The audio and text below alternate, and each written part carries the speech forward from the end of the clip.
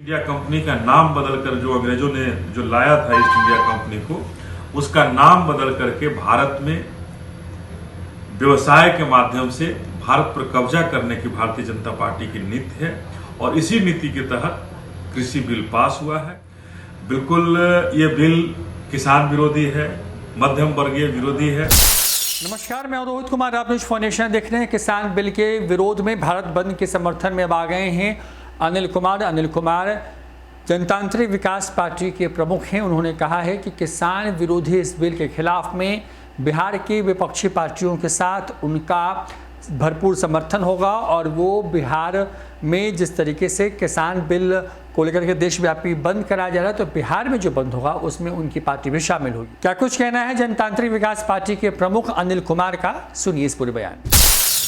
भारत में तरह तरह के बिल पास हुए, ये दुर्भाग्यपूर्ण है। ऐसी स्थिति में शिक्षा का भी बिल आया, कृषि बिल भी आया और जब पूरा देश कोरोना के मुंह में गाल में समाया हुआ है, परेशान है, भारत के लोग परेशान हैं, उसमें किसान भी परेशान है, जो नौकरी वाले लोग हैं वो भी परेशान हैं,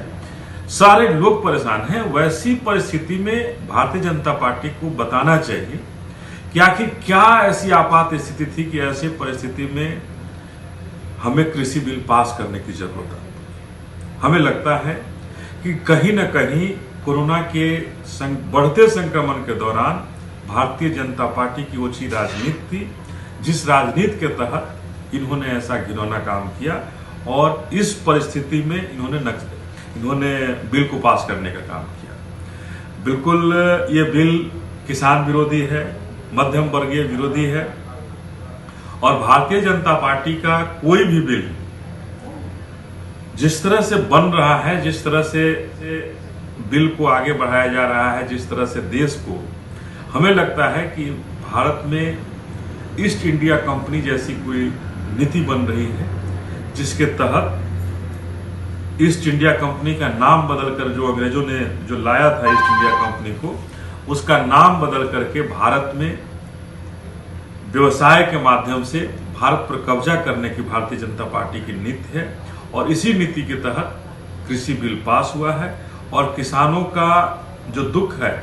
किसानों का जो दर्द है, उसको अनदेखी करके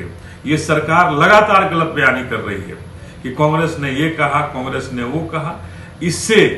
भारतीय जनता पार्टी बच नहीं सकती है और 6 साल के शासनकाल में कांग्रेस के नाम तो नहीं लेना चाहिए था। यहां भारतीय जनता पार्टी में कांग्रेस तो शामिल नहीं है, तो भारतीय जनता पार्टी को स्पष्ट कहना चाहिए कि हाँ, बिल को हमने किस परिस्थिति में पास किया है, कैसे पास किया और क्यों पास किया है। अगर ये एमएसपी की बात इस बिल में नहीं है, मिनिमम सेल प्राइस की बात नहीं है, मंडी को आप बिहार में पहले से बंद है, हम लोग देख रहे हैं कि क्या हालत है किसानों की, और वैसी परिस्थिति में अगर भारत भर में मंडियां बंद हो जाएंगी तो ये ब्लैकमेलरों का जो बिचौलिए जो हैं, अडानी अंबानी जैसे जो लोग हैं, ये हमारे कृषि पर पूरे के पूरे कब्जा कर लेंगे और कृषि पर जब कब्जा हो जाएगा तो मध्यम वर्गीयों को खाना बड़ा मुश्किल हो जाएगा।